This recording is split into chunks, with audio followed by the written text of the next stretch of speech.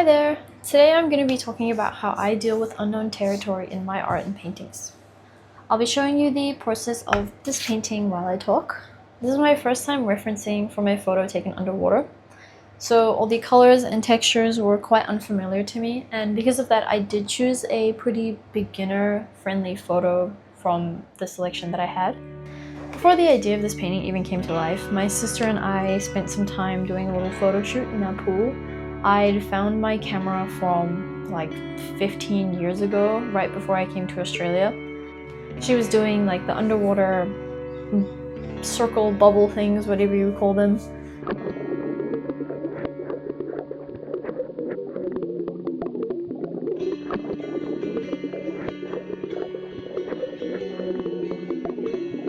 I thought that would make some cool photos along with some action shots, and I got a few videos as well. I've been following a few artists that capture the qualities of water and underwater subjects to an amazing level. One of them being Laura Sanders. She has a website and Instagram, I'm not totally sure what else.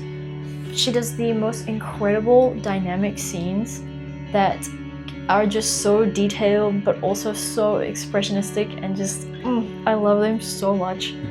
Sorry, I realized while I was editing that I gave absolutely no explanation to why I even mentioned this, but it's just that I find Laura Sanders' work to be so inspiring, and ultimately it's what made me want to do a subject underwater in the first place. The way she captures color, light, and refraction under and above water is just incredible.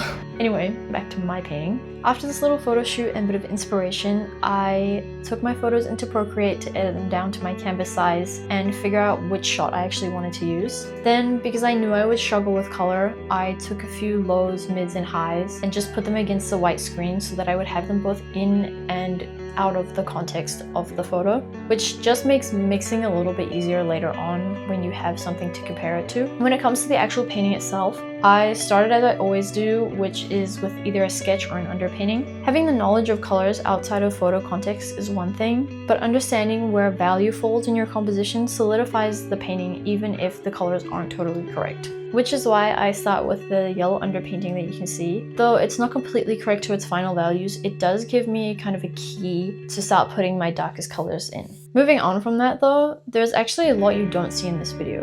The video of this first part of this painting process was already an hour and 20 minutes long. About 20 of that was mixing colors, and about 40 was just me hesitating, analyzing, and going over spots again and again, just making sure I put the right strokes down in the right places. I think at a point I stopped thinking about it and just trusting my eyes, kind of getting into a bit of a flow state, sitting back to observe, mixing colors, values. By the end, the best thing I did was actually just to step away from the painting completely. Also not shown in the process video is the day I spent just completely away from it, and the 30 or so minutes that I came back to it with fresh eyes. To come back to the point of the video, being somewhat new to oil painting myself, only really taking it seriously in the last 2-ish years, I've encountered a lot of areas and subjects that I am actually quite unfamiliar with. But because of my previous understanding towards art, drawing in particular, I've been able to overcome a lot of those challenges quite easily on my own, which upon reflection has actually taught me a lot about my practice in general. It's taught me to be patient and really set strong foundations in my paintings, with both studies before I start and values as I go. I'm just gonna let the next 2-ish minutes play out if you don't mind, but I promise I do have more to say. It's just my script didn't end up being so long as I thought it was going to be.